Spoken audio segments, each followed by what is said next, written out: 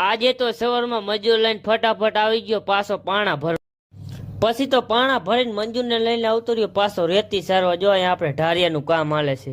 પછી તો રેતી સારીને મજૂરને લઈને નીકળી ગયો પાછો કાંકરી ભરવા.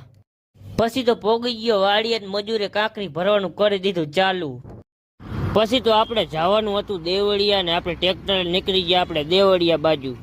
પછી તો આપણે પોગી ગયા ડેમના પુલે. અને કઈ ડેમ છે જેને ખબર હોય કોમેન્ટ કરી દેજો.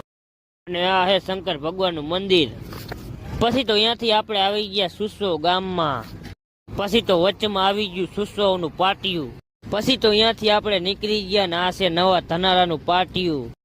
અને આ છે દાયડમનું મિલ. આપણે દાયડમ ઉતરે એટલે અહીંયા જ આપણે દાયડમ નાખવાના હે. અને વચ્ચમાં આવી ગયું દેવળીનું પાટિયું.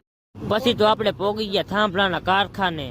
અને આપણે અહીંયાથી લેવાના છે થાંભલા. મજૂરે થાંભલા ભરવાનું કરી દીધું ચાલુ.